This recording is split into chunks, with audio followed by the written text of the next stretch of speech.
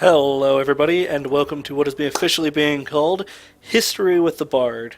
I'm your host, Creepy Bard. For those of you who have been watching the stream this evening, you will realize that this is a literal repeat of what just happened. My file got corrupted. It was probably that time frame where everything was jumping around at first, so I have to redo the whole stream. It's fine. I don't mind. Not a big deal. Lets me get it right this time, lets me condense things a little bit to make it a little bit more palatable for YouTube. Speaking of, to anybody who is just now joining us, yes, we have a YouTube channel now. Huzzah! You can find us at CreepyBard, that is the account name, and I'll eventually be putting the link up on... Oh, I can just get a citizenship thing. I'll eventually be putting the link up on Twitch. And we have a Facebook page now. I don't think I mentioned that last time. We have a Facebook page, also named Creepy Bard. I'm still working on figuring out how tags and everything work on YouTube, how the search engine can find things easier. So once I get that sorted, it'll be a lot easier to find our videos.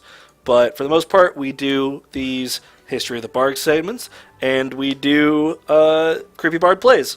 With friends is with a lot of them right now. So we'll be doing those. I upload videos every morning. The time varies, so I can't really give you a specific time. I don't have a program that'll just automatically upload it. But we will be loading up videos every morning on there. Probably with the exception of Sundays. I'm probably going to keep those for editing purposes. And just various other things that I need to get done on Sundays. Now, back to this. Because of some prior engagements that happened today that messed up what time I thought I was going to have, I ended up watching the comic shop for a while and, hanging out with a friend who's in town for just this day, things like that. Didn't get as much time to do research as I would have liked. Didn't get as much time to do preparations and whatnot. So this is a little bit sketchier of a show today. A lot less information that I'll be throwing at you. We're only dipping our toes into the content for today, which is Romance of the Three Kingdoms, Chapter 3. Like I said the last time, but for everybody watching just now, the reason that I'm jumping right back into the Romance of the Three Kingdoms series is because as of the creation of the YouTube channel, all previous Romance of the Three Kingdoms series are being slowly placed on YouTube, along with Let's Plays of Overwatch, of other things that we'll be working on. Once I figure out what it is, I'm also going to make a... how do I want to say this? I'm also going to make a specific product for stream as opposed to YouTube, as YouTube currently will be getting exclusive Let's Plays.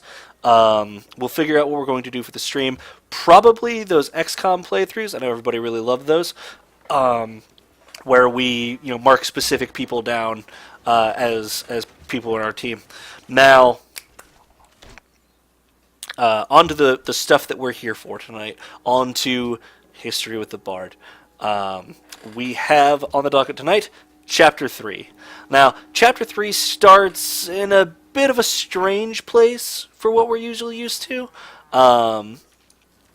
We're starting with Cao Cao already talking about something right out the gate, as last time we ended with Cao Cao not quite talking about what he wanted to talk about, which is the eunuchs. In the middle of an assembly about doing something about the eunuchs, he says that the eunuchs suck. Great job, Cao Cao. Exactly what everybody's thinking. One problem. He doesn't have a plan to take care of that. So, he's called out on it by He Jin, the man that is running the show, so to speak, for these people who are trying to get through the problem with the eunuchs. Now, this is interesting because he and his sister, the Empress, rose to power explicitly because of the eunuchs. They went out of their way to put them into power, mostly because they thought they'd be pretty easy to manipulate, which they kind of are. We'll put traps up there for that. We'll do trapping. But he says this in an assembly. He-Jin basically responds with, well, that's great, but what do you have for plans to do something about it? At which Cao Cao throws a temper tantrum and tears out of there, crying out about how He-Jin will be the man that brings chaos onto this kingdom. Strong words. Doesn't mean much. Immediately afterwards, He-Jin, because he's supposed to be running this show anyway, gets together, starts penning as many letters as he can, and sends them out to the far reaches of the Empire, trying to get a hold of basically anybody who has a military that will come help take care of these assholes, these eunuchs. He gets a hold of somebody. Dong Zhao, that asshole from Chapter 2. Dong Zhao, after having been soundly defeated by the Yellow Turbans, was demoted, but because he had people in office that he knew, he ended up getting back into power and getting governorship of a small town.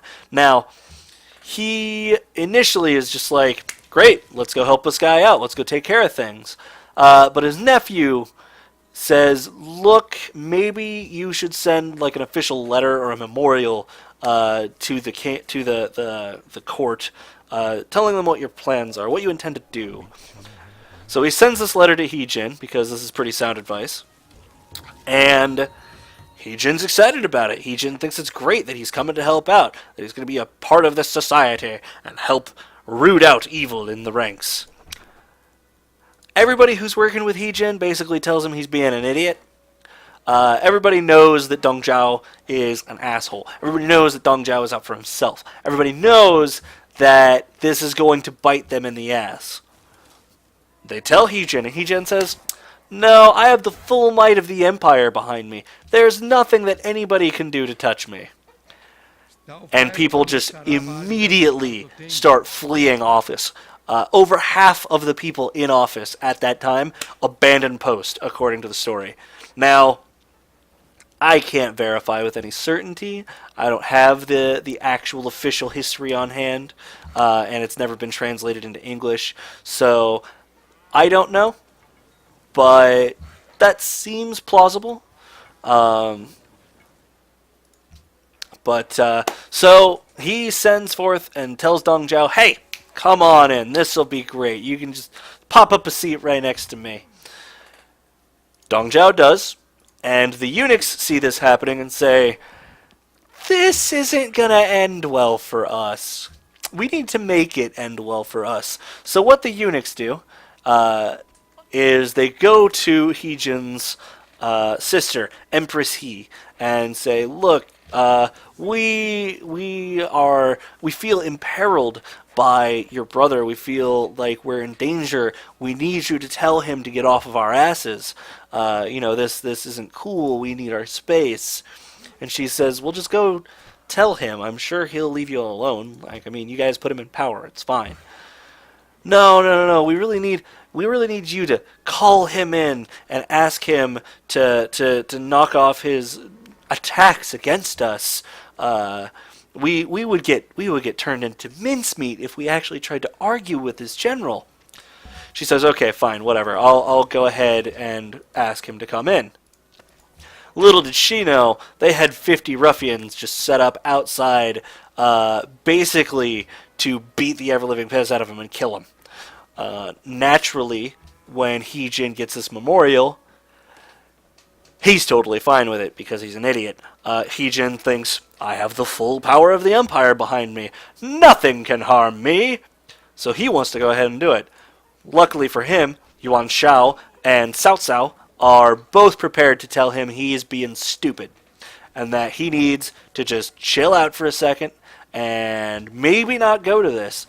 But He-Jin is so convinced that he is totally fine, that nobody can hurt the mighty He-Jin, ruler of the Empire in proxy, that he wants to go anyway. So Yuan Shao and Cao Cao are like, look, if you're gonna go, at least let us prepare a bodyguard for you and give you some support, some help, keep you alive, so to speak. And after enough convincing, he's like, okay, sure, why not?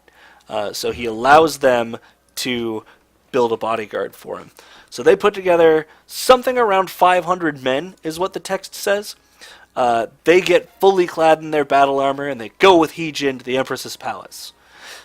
Once they get to the door, the guard at the door says, "Heejin, I can't let these guys in. I've been told just to let you in. Can you maybe leave your guards outside?"